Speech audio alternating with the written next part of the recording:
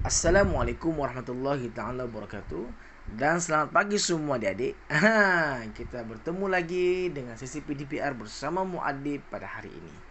Namun sebelum itu, Muadib dengan penuh rasa rendah hati ingin mengharapkan agar adik-adik semua dapat menekan butang subscribe dan tekan butang loceng agar sentiasa update dengan video PDPR Muadib, dan jangan lupa share kepada kawan-kawan supaya kawan-kawan pun dapat manfaat daripada video yang Muadib hasilkan supaya mereka pun lebih faham. Begitu.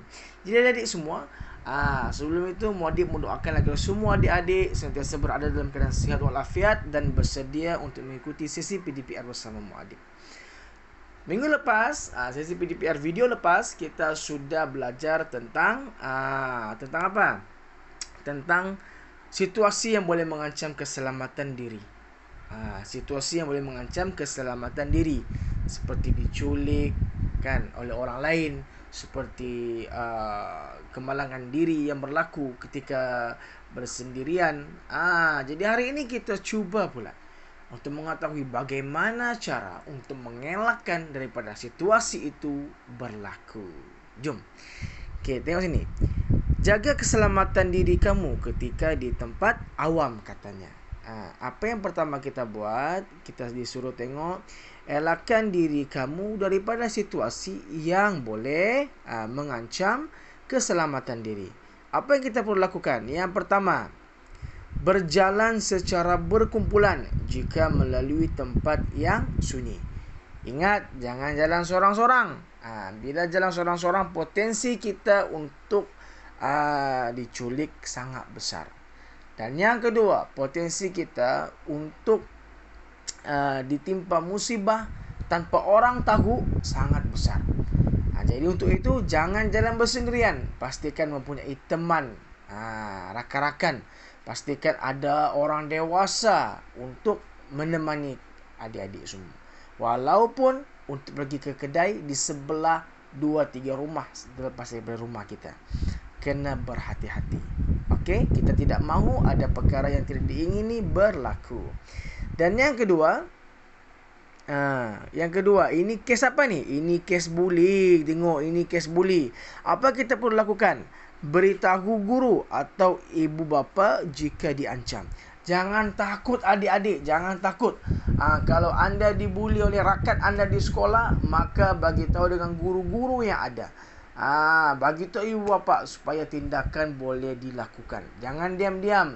Sebab kalau anda diam, tidak melakukan apa-apa, tidak beritahu kepada ibu bapa, maka kemungkinan besar anda adik-adik semua akan sentiasa dibuli oleh orang-orang yang tidak bertanggungjawab. Seperti dalam gambar ini. Tengok, kasihan dia.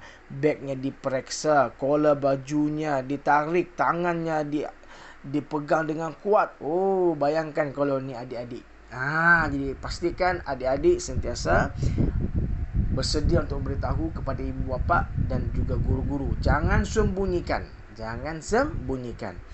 Dan yang ketiga,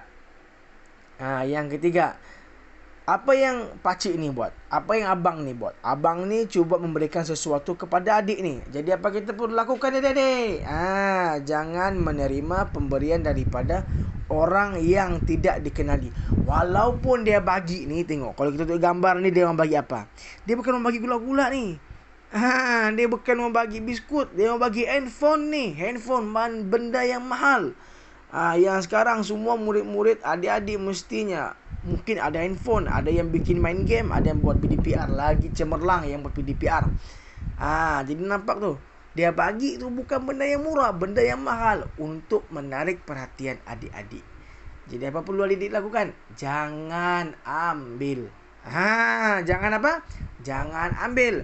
Dan kalau dapat, memang bukan lagi kalau, mesti lakukan.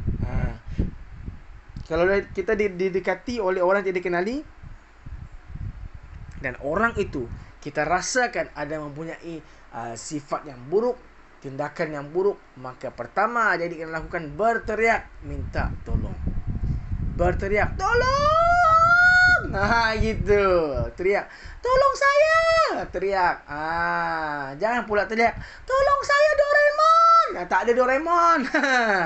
Panggil ibu bapa orang dewasa, tolong, macam tu. Lepas tu, kalau tidak ada orang ketika itu, lari laju-laju dan pastikan cepat-cepat ke tempat kawasan orang ramai.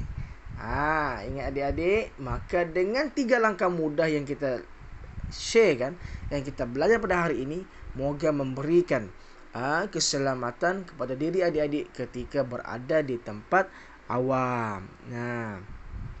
Okey, ini tugasan kita. Tapi terpaksa secara bersendirian lah. Kalau di sini saya kata secara berkumpulan. Jadi secara bersendirian, cari maklumat daripada media bercetak atau elektronik tentang cara mengelakkan diri daripada situasi yang mengancam keselamatan diri, kemudian sebarkan secara kreatif. Okey, senang, sangat mudah. Muadib mudahkan lagi untuk adik-adik. Adik-adik semua, okey, mungkin ada yang ada internet bagus, alhamdulillah boleh buat benda yang sama. Ada orang cakap ada printer, boleh buat ikut arahan yang diberikan ini. Tapi pada adik-adik yang tidak ada komputer di rumah, yang ada hanya buku teks, buat video, tunjukkan kepada kita penerangan muka surat 87 ni, tunjukkan kepada kita dalam bentuk video, ambil dalam 1 minit. Baca semula apa yang kita belajar pada hari ini dan terangkan sedikit apa yang anda faham. Jadi benda ni bolehlah kita sebarkan secara kreatif. Buat video boleh 1 minit, ataupun buat kita buat kita buat buku scrap pun boleh, buat poster pun boleh. Yang penting ikut kesesuaian adik-adik semua. Jadi insya-Allah kita jumpa lagi pada sesi PDPR yang seterusnya. Assalamualaikum warahmatullahi wabarakatuh dan terima kasih.